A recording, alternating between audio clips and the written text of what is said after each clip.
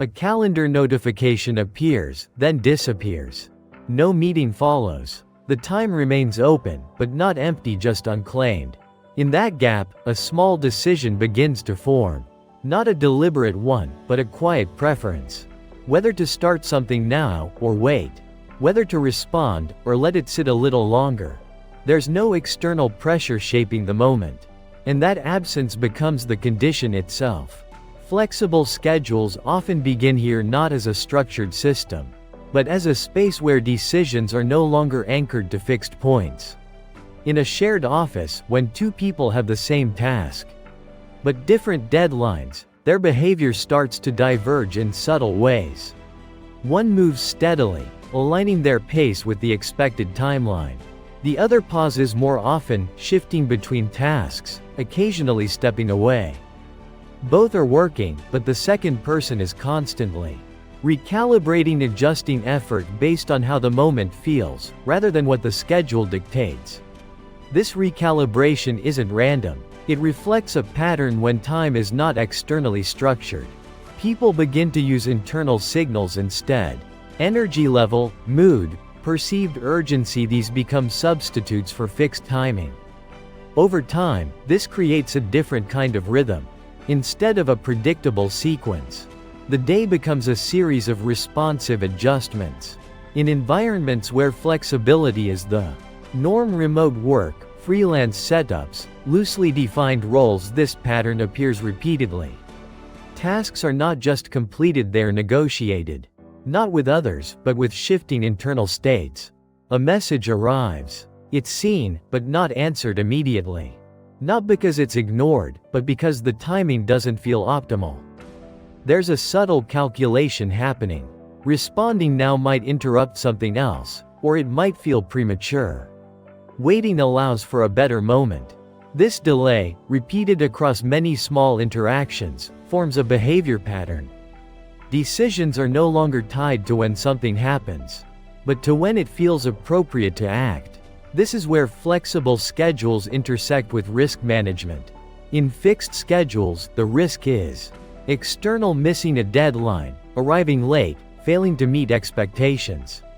In flexible schedules, the risk becomes internal: misjudging timing, losing momentum, overestimating future capacity. To manage this, people develop shortcuts. One common shortcut is future buffering, assuming there will be a better time later. This leads to deferring tasks, not out of avoidance, but out of an expectation that conditions will improve. Another is energy matching, aligning tasks with perceived mental or physical state. High-effort tasks are postponed until a moment of clarity or motivation appears, even if that moment is uncertain. These shortcuts reduce immediate cognitive load. Instead of deciding when to act based on a fixed structure, the decision is simplified: act when it feels right. But this introduces variability. In a structured schedule, behavior is stabilized by repetition.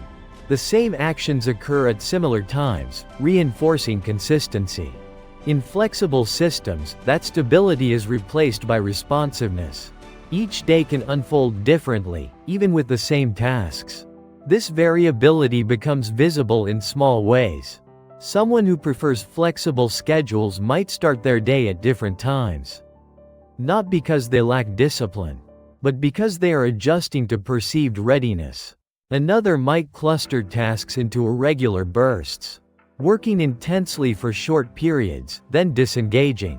These patterns are not random, they are shaped by an ongoing negotiation between perceived effort and perceived reward. There's also a social layer. In group settings where flexibility is allowed, behavior becomes partially performative, not in an obvious sense, but in how availability is signaled.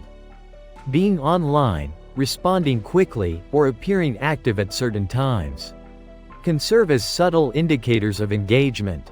At the same time, delayed responses or irregular timing can signal autonomy.